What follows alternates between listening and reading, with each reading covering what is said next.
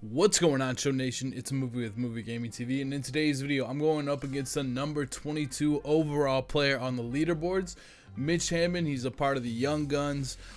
I like the teams that are in MLB The Show. I kind of like how people have their own little squads and teams. You know, you got the Young Guns, you got the Firm, you got the Mob.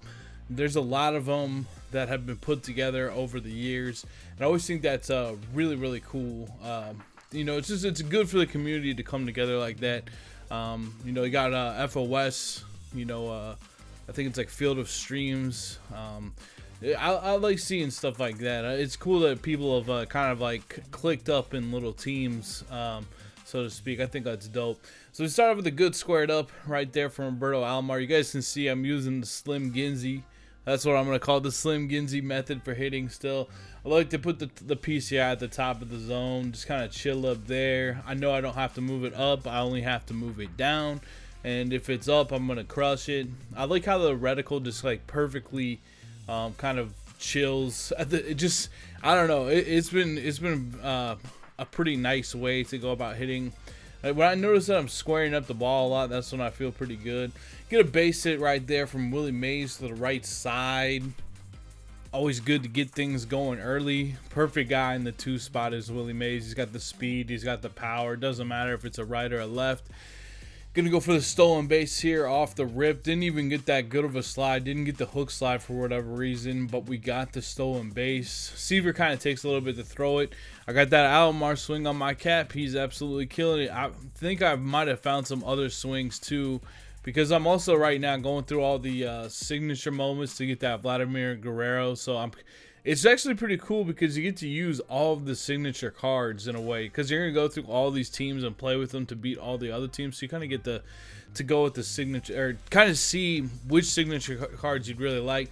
Cody Bellinger with that double right there gives us more of a lead. So I got Gibson on the hill. He immediately, with his Bellinger, it's who he was leading the game off with, was his Bellinger. Smashes a double in the corner. Gibson's going to be in a really short leash in this game, just because this guy, I know this dude's too good at hitting to, like, for Bob Gibson to really shut him down. Some games I pitch really well with Bob Gibson. Some games I don't. He's got great stuff. You know, he's got a great slider, a great sinker. His motion isn't the best. You know, he's got great per nines. One of the best pitchers of all time. Kind of that perfect fourth guy in the rotation.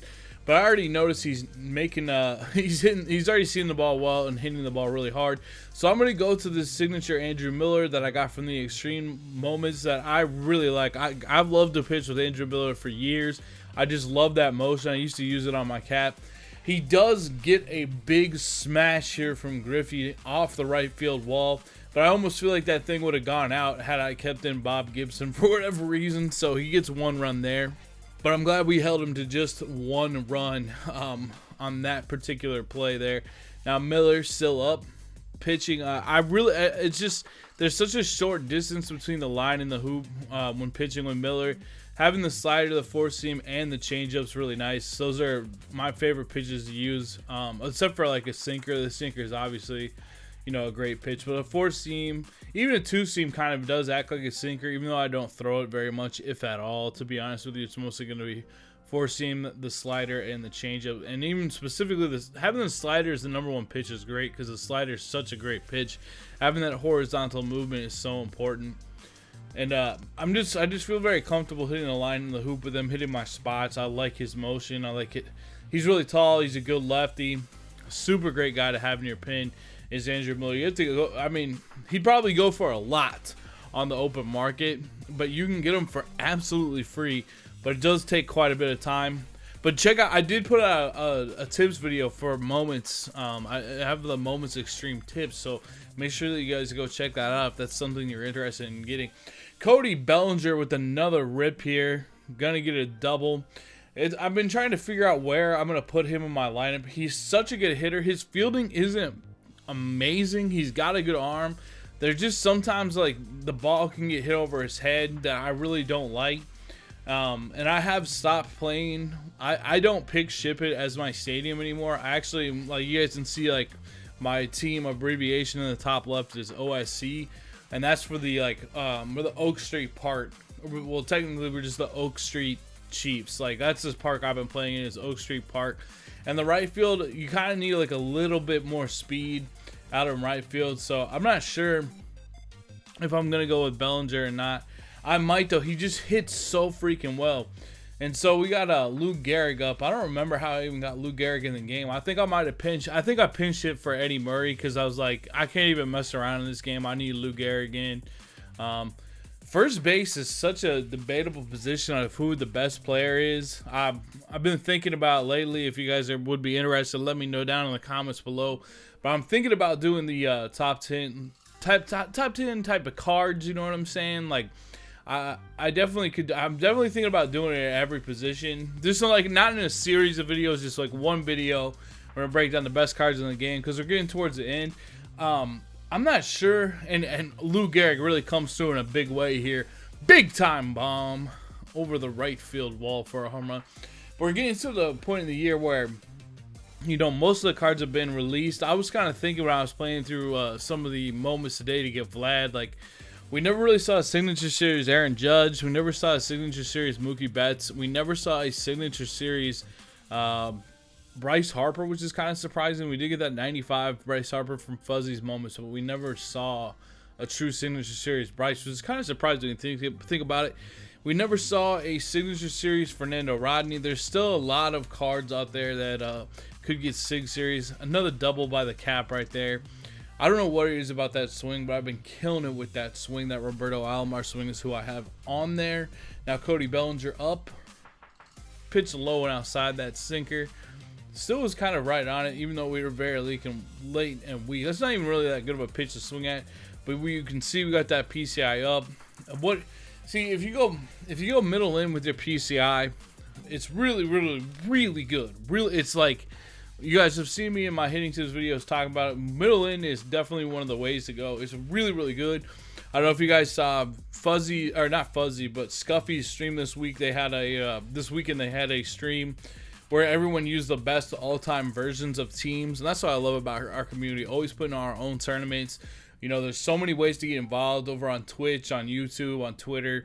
So if you guys are, you know, welcome to. If you guys are new, if you guys downloaded the game in October for free, and you like it, and you're thinking about playing more, if you're thinking about getting MLB 20, just get involved in our community. Our community, for the most part, is, you know, 95% is amazing.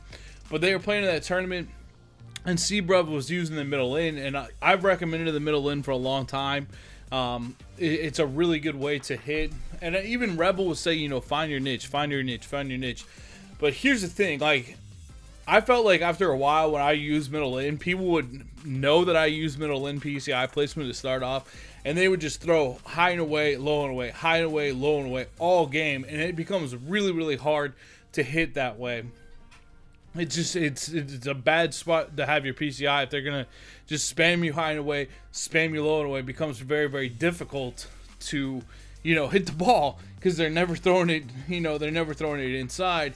And so what's nice about the top is you can, you know, you can hit that high and away pitch, you can hit that up and away pitch, you can kind of bring it down. You kind of see the zone very well because if it's like outside of your reticle off rip, you kind of know it's not like that. But then again, you know, if you're putting the PCI high, you could obviously throw low all game. That's why that information is so valuable to have if you know that about your opponent. So what does it all mean in the end? I mean, you kind of have to switch it up a little bit. You kind of have to be unpredictable. Sometimes you can use middle in, sometimes you can go up, sometimes you can go down, you know, whatever. I pretty much would go up or middle in, or I would use I did have a hitting tips video the other day with the wedge, which I still think would work. There's just, I guess point being is there's a lot of different ways to be good at hitting, and to be able to use different PCI placement depending on your opponent and your matchup and how things are going in the game. You don't want to switch it up too much because there are times I find like in the middle of a game I'll be like trying so many different things that I need to just simplify and focus on one. But just be, you know, live out different stuff, try out different stuff. Like one of my favorite things to do, that's why I like doing, that's why I'm pretty much, you know, I could use this Vlad Guerrero, but a lot of it is like I just like to get practice against the computer, try out different things. Going through these moments to get Guerrero is going to be great because I'm already going through all of the signature cards, you know, like the Andre Dawson. I never really used that card this year. Stuff like that, just to kind of get a feel for all these different cards. And we used to, back in MLB 17, Andre Dawson was amazing. That was like the best collection reward type of card. Off the top of my head, there's still Pepe Alazar and stuff like that, but like as far as team collections go, Andre Dawson was by far like the best one that I can remember off the top of my head.